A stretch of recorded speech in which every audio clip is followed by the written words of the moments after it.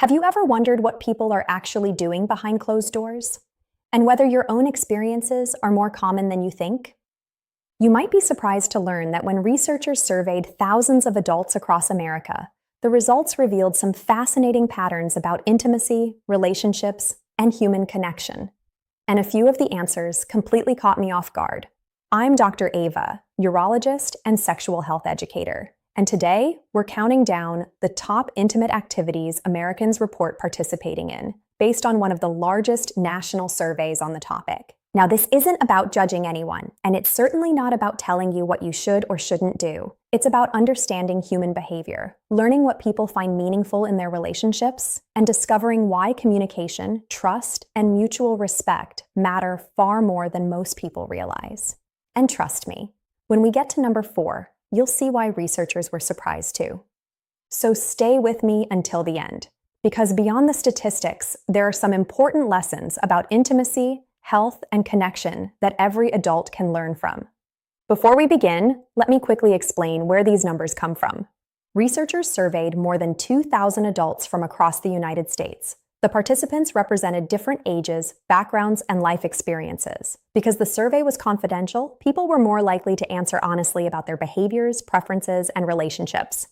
What makes this research interesting is that it gives us a snapshot of what real people report doing, not what movies, television, or social media might lead us to believe. And sometimes, those two things are very different. Now, one important note: most participants in this survey identified as heterosexual, so the findings may not reflect everyone's experiences. Still, the results provide valuable insight into common patterns and trends. Let's begin with number 10, and if you're curious whether your experiences are more common than you think, keep watching, because several of these may surprise you. Number 10, spanking and playful forms of consensual sensation. Around 30% of participants reported trying some form of spanking during intimacy. Now, why would some people enjoy this? Interestingly, the brain processes sensations like pleasure and discomfort through interconnected neural pathways. For some individuals, when trust and consent are present, certain sensations can create excitement or emotional intensity. But here's the important part: consent isn't optional. Healthy intimacy depends on communication, trust, and making sure both partners feel comfortable and respected.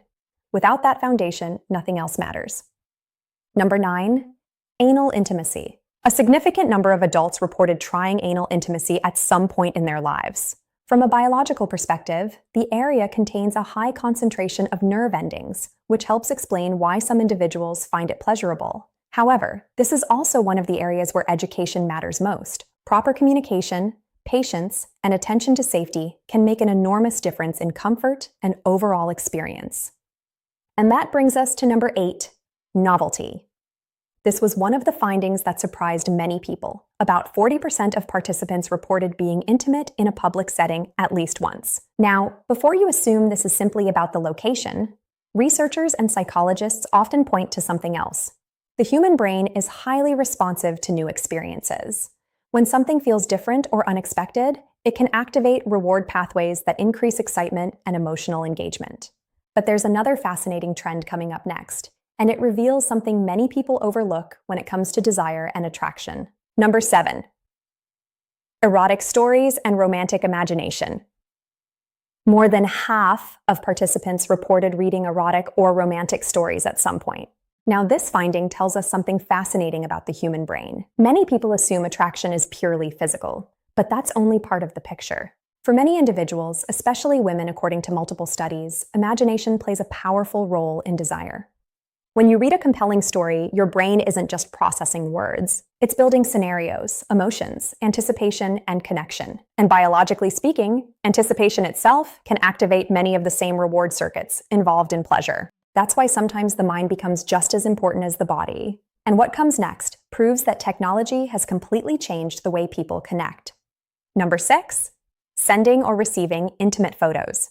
More than half of participants reported sending or receiving intimate images. Now, regardless of anyone's personal opinions about this trend, it highlights something important about modern relationships. Technology has created new ways for people to express attraction, maintain connection, and communicate affection, especially during long-distance relationships. But here's where I put on my doctor hat for a moment. Once an image is sent, control over that image can be lost. That's why trust, communication, and personal safety should always come first. A moment of excitement should never create years of regret. And speaking of things that generate strong opinions, the next one sparks debates almost everywhere. Number 5, wearing attractive underwear or lingerie. Many participants reported choosing clothing specifically to increase attraction within a relationship. At first glance, this might seem simple, but psychologically, it speaks to something deeper: effort. One of the most powerful signals we can send a partner is that we care enough to invest time and attention into the relationship. Sometimes attraction isn't about dramatic gestures, sometimes it's about small signals that say, "I still choose you." And those small signals can have surprisingly large effects on emotional closeness.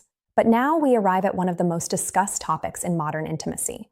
Before we continue, if you found this helpful, hit the like button, subscribe to the channel, and share this with someone you care about, because the right information can change someone's life.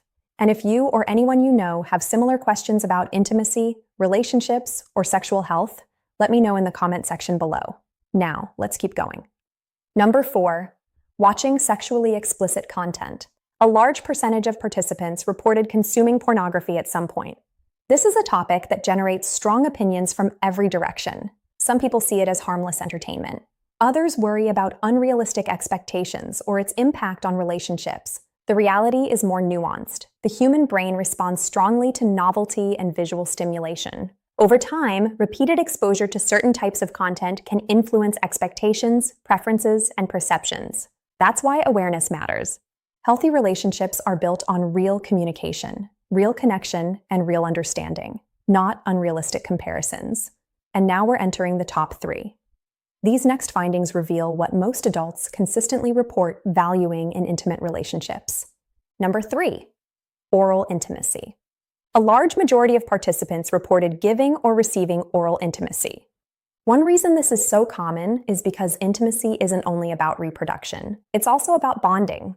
Physical touch can trigger the release of chemicals like oxytocin, often called the bonding hormone. These biological changes help create feelings of trust, closeness, and emotional connection. However, many people forget one important fact. Sexually transmitted infections can still be transmitted through oral contact. Knowledge and protection remain important parts of sexual health, because confidence grows when information is accurate. Now for number 2, and this one often surprises people less than you might think. Number 2, masturbation.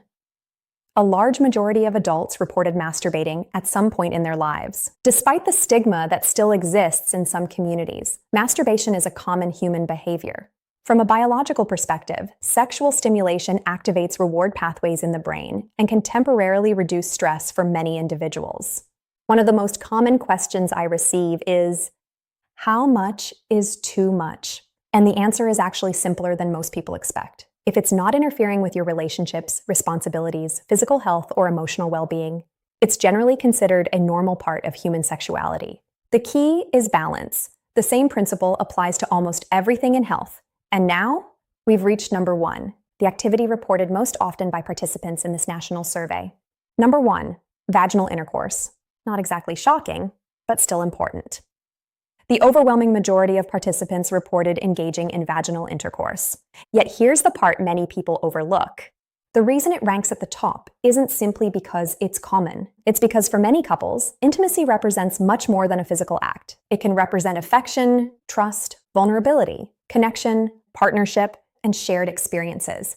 When intimacy is supported by communication and mutual respect, it often becomes one of many ways couples strengthen their bond. Now, before we finish, I want to share a few bonus findings that researchers uncovered. Role-playing and light forms of consensual kink were more common than many people expected. A smaller percentage of participants reported experiences involving threesomes or group settings. And perhaps most interestingly, many people reported that affectionate behaviors such as cuddling, kissing, hugging, and emotional closeness remained highly appealing. That last point matters, because despite all the conversations about sexual techniques, trends, and preferences, human connection still sits at the center of it all. So what's the takeaway from today's countdown? It's actually very simple. There is no single definition of normal when it comes to healthy adult intimacy. People have different preferences, different comfort levels, different experiences, and that's okay. What matters most isn't whether your relationship looks like someone else's. What matters is whether both people feel respected, heard, safe, and valued. Every healthy relationship begins with communication. It begins with trust, and it grows through understanding. So if today's video taught you something new, let me know in the comments. Which finding surprised you the most? And if you or anyone you know have similar questions or experiences, indicate in the comments section. I always enjoy hearing your thoughts. And if you found this video helpful, don't forget to subscribe so you never miss future conversations about urologic health, sexual wellness, healthy aging, and living your best life. Thank you for spending this time with me today. Remember, your health matters, your questions matter, and your well-being deserves attention at every stage of life. Small changes in knowledge can lead to big changes in confidence. Small conversations can strengthen relationships. And small steps toward understanding can create greater comfort, freedom, and connection. Take care of yourself, because you're worth it. And I'll see you in the next video.